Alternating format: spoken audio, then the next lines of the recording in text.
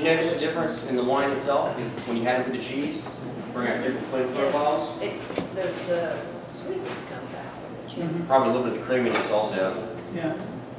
I noticed that the longer you held it, the better it tasted too. Kind of getting some air in there and like I said, let it warm up a little bit. That's something I didn't know.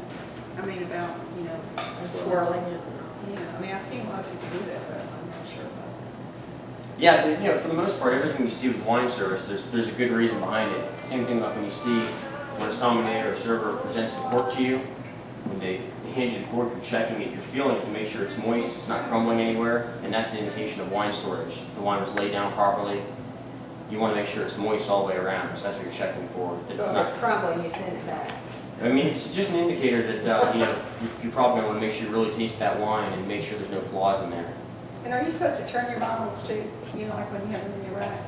I think as long as you keep them laying down, that's the most important part. Just keep the cork wet. And of course, we're getting more and more wine with Stelvin enclosures on top. We've even got some with glass stoppers, and of course, those aren't going to make a difference. The moisture is just on the cork.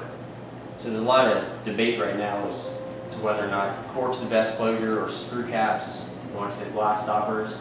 But one thing I will definitely point out is don't be alarmed if you see wine with screw caps on there. Don't stray away from those wines. The one thing you know for sure when you get a wine with a screw cap, the cork is not going to be bad. You're not going to have any TCA in your wine. If you've ever had a corked bottle of wine that smells like wet cardboard, it's mildew, there's nothing you can do to save that wine. Nothing the person storing it can do or aging it. It's just a bad bottle. It's just got to be tossed.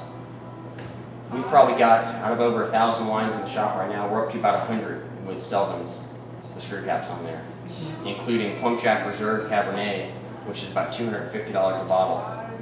And they started bottling, there's 6 bottle cases, and the only way you can buy it since '97